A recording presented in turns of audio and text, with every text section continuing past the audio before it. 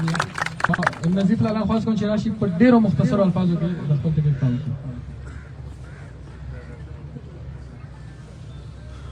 اعوذ بالله من الشیطان الرجیم بسم الله الرحمن الرحیم.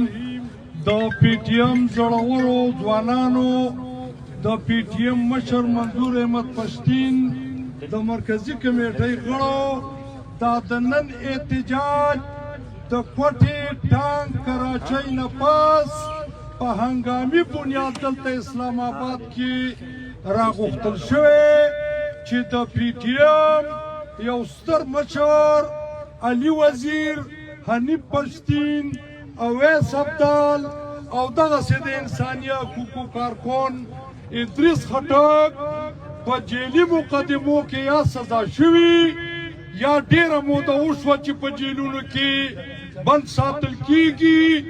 د ټولو نه اول د مخامخ پارلیمنت باندې ممتون نالت وایو چې د ولس یو نماینده هغه د 2 کالو یا د کال نه په جیل کې او اسد قیصر ناستي د بوساړې په شان دا نه وي چې د قومي اسمبلۍ یا داسې کړی داسې تخت وایي. بل دلته مقررین حضرات وایي لږ صبر وکړئ، لږ صبر وکړئ، یا خبره ته پرېږدئ یا به ستاسو جنګ د دې نه علاوه ځینې مقررین وایي چې پاکستان کې خلکو پاکستان له قربانۍ ورکړي. دا موږ ګمراه کوي، دا موږ دوکه کوي. 80,000 پښتون په دې وطن کې د دهشتګردۍ په نوم وژل شوی دی چې معصومانو پاکو نه پنجاب بل دی نه اسلام آباد بل دی. واحد صرف دا من دا وایو چې د کراچۍ نه راوزګار شو اسلام آباد تاسو هم کار دی. د اسلام آباد د پښتون نه اپیل کوو چې دا سوالي نوکرو ته په تمه کېږه مه. دا بېادبي مه، بېادبي مه. د پښتو متل دی خو سخت دی، وایي دا د هندو غویاګۍ دي، دا را پرېوځي نه. تا ته څوک د سړیتوب نظر نه کوي. موږ منظور پښتین ته وایو چې جنګوه د دې بېدینه ریاست سره، د دې بېایمانه ریاست سره.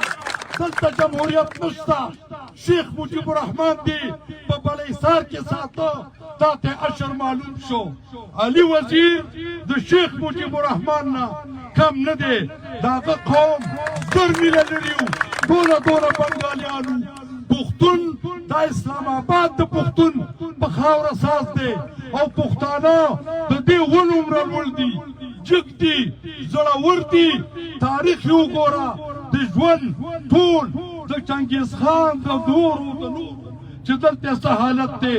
نو موږ مطالبه کوو، دومره مطالبې چې د کوټې ټانک کراچۍ جلسې که دې خلکو د خدای نه وغوښتل چې 200 کسانو له جنت ورکا.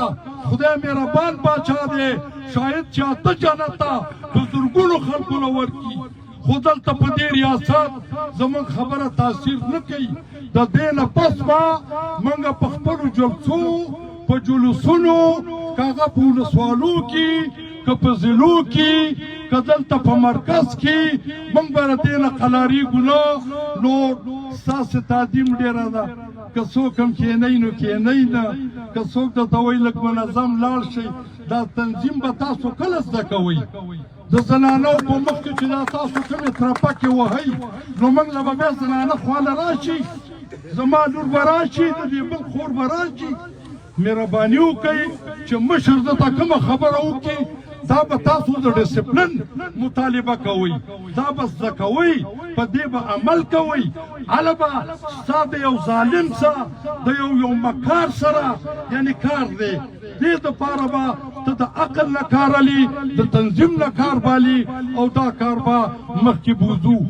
هغه ځوان چې د وطن په درد خوږېږي که سلزله په مخ ویږي پورته کېږي او ما ترې 1000 وارې قربان او صدقه کړي چې د مرګ په پوله ناست وي او جنګېږي.